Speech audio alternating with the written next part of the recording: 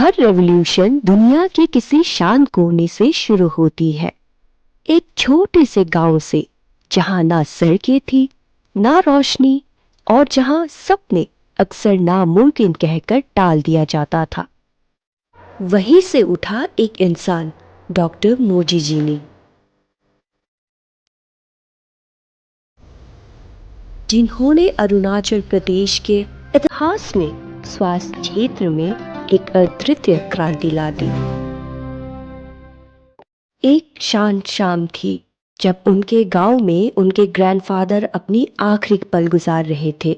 कमजोर सा हाथ पकड़कर उन्होंने अपनी एक आखिरी इच्छा मांगी कि अपने लोगों की सेवा करना। हमारे बच्चे वैसा दुख ना झेल पाए जैसे हमने झेले थे। यह शब्द उनकी जिंदगी का दिशा बन गया और उनका संकल्प।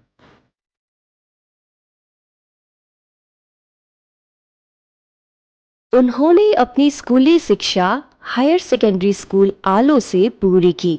उसके बाद उन्होंने जनरल कैटेगरी में सीएमसी वेलोर से एमबीबीएस सीट सिक्योर की।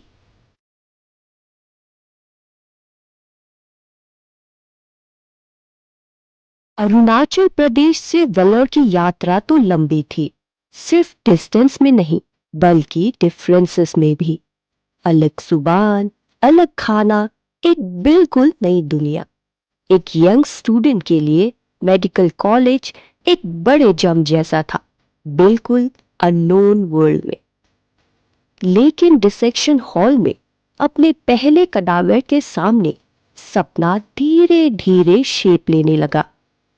My memories of Moji is that perfect gentleman, even as a student, very quiet, composed, does his job, but always there with the class for every activity, all the fun. But he himself would not be mischievous, but he would be with us, backing us for everything we did and enjoy with us. And it was really great to have Moji as our classmate. MBBS के बाद उन्होंने देश के prestigious all Indian institute of medical sciences AIIMS नई दिल्ली में MS general surgery की प्रवेश परीक्षा क्लियर की। एम्स से अपनी पोस्ट ग्रेजुएट पूरी करने के बाद उन्होंने 1.5 साल तक अरुणाचल प्रदेश में सेवाएं दी।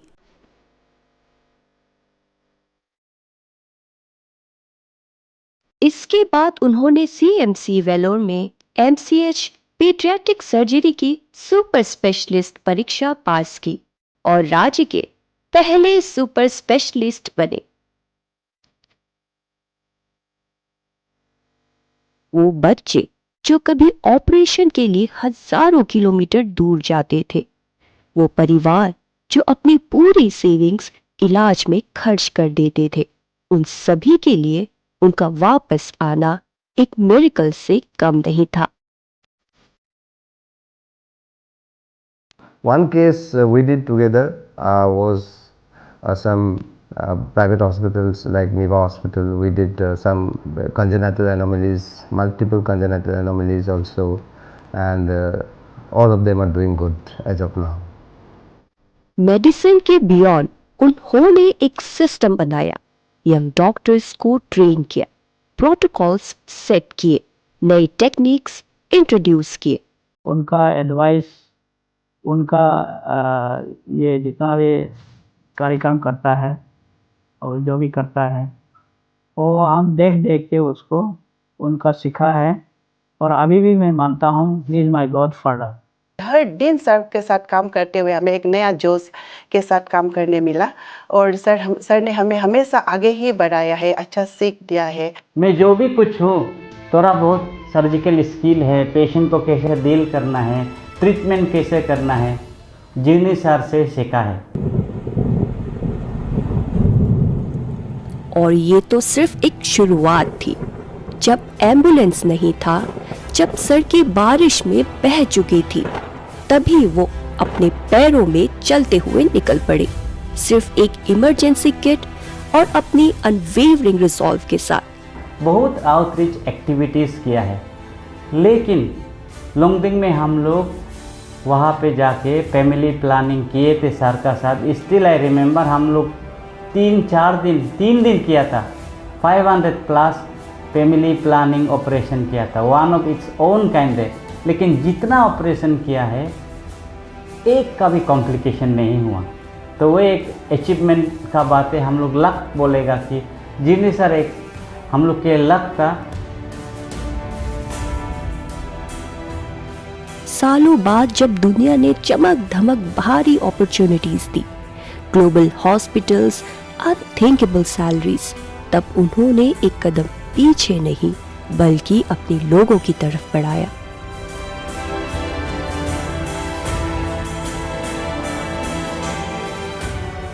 शायद उसको ऑफर भी मिल रहा था, ऑल इंडिया में भी ऑपरेशन मिल रहा था, लेकिन फॉरेन कंट्री में मिल रहा था, नहीं गया। डेडिकेटेडली उन्होंने अपने आदमी लोग का, हम लोग का आदमी को जो भी तकलीफ होता है उसको हेल्प करने के लिए बैठा और काफ़ी हेल्प भी किया।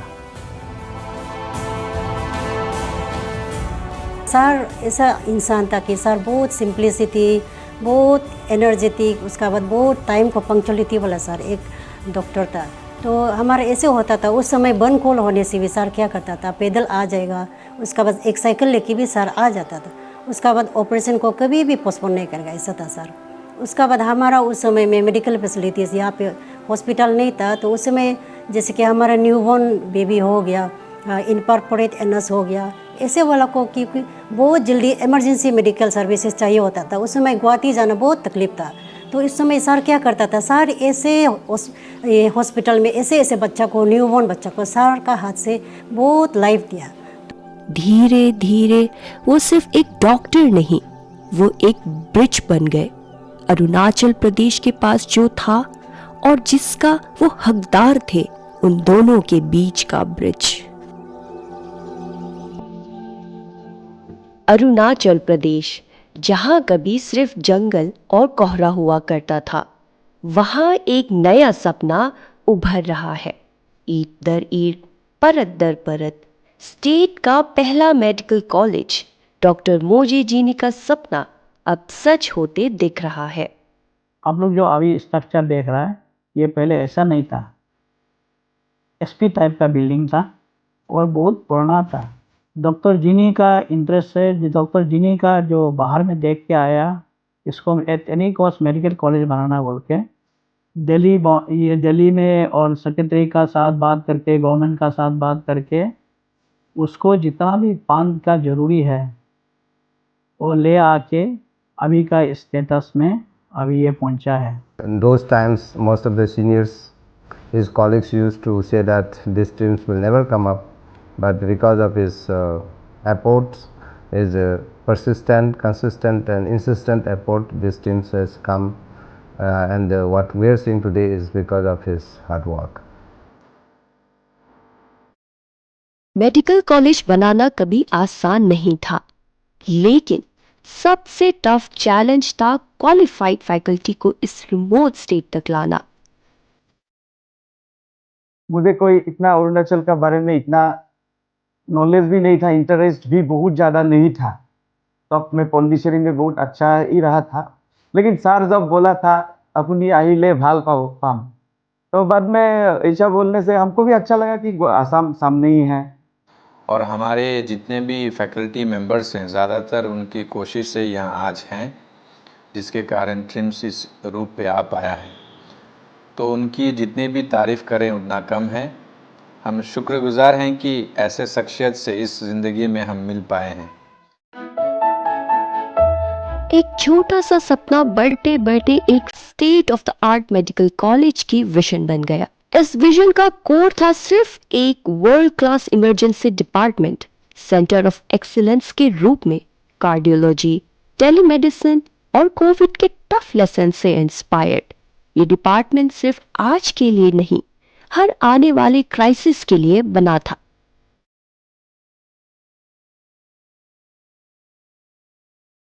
आज अरुणाचल प्रदेश के इस पहले मेडिकल कॉलेज से निकलकर एक नई जनरेशन के डॉक्टर आ रहे हैं, अपने लोगों की सेवा के लिए रेडी है। जैसे हमारे डायरेक्टर सर का विज़न था हमारे फर्स्ट बैच के लिए कि हम अरुणाचल को ट्रिम्स को सर्व करें। करेंटली मैं ट्रिम्स में एज ए जीआर सर्व कर रहा हूँ और मेरे बैच के काफ़ी सारे लोग अभी अरुणाचल के पेरीफेरी में पीएचसीज में अरुणाचल को भी सर्व कर रहे हैं। रिमोट हिल से ट्रिम्स अब बॉर्डर्स के परे कनेक्ट हो रहे हैं। Emails, video calls, virtual conferences, expert दुनिया भर से स्टूडेंट्स और फैकल्टी को कनेक्ट कर रहे हैं। ट्रिम्स अब सिर्फ एक कॉलेज नहीं, अरुणाचल प्रदेश का मॉडर्न हेल्थ केयर से जुड़ने का एक गेटवे बन चुका है।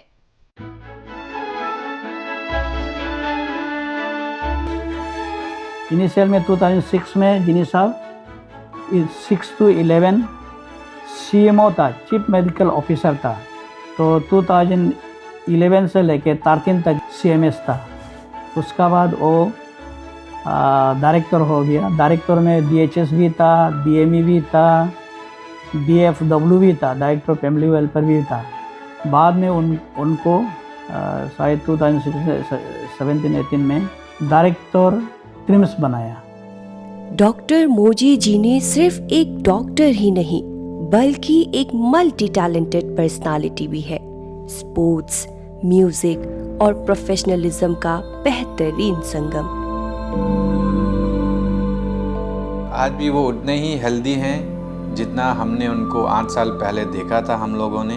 शाम में हम जब खेलने जाते हैं तो आप हमारे साथ ही खेलते हैं, तो सर सबसे पहले आके पुशअप्स लगाते थे और फिर इतना जोश से खेलते थे कि हम लोग देख के लग जाता था कि सर का उम्र में हमारा क्या होगा। कभी कभी आउट ऑफ करिकुलम भी हम लोग थोड़ा सा टाइम पास करता है कभी कभी।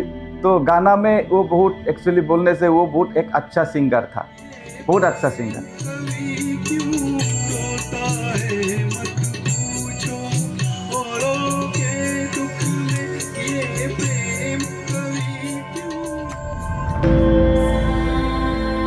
बच्चों की सेवा में आजीवन समर्पित कार्य और चिकित्सा क्षेत्र में उत्कृष्ट योगदान के लिए 2015 में राष्ट्रपति द्वारा राजीव गांधी मानव सेवा पुरस्कार से सम्मानित किया गया। साथ ही CMC वेलोर का प्रतिष्ठित पॉल हैरिसन अवार्ड भी उन्हें 2018 में प्रदान किया गया, जिनको हील किया। We work together more than 30 years।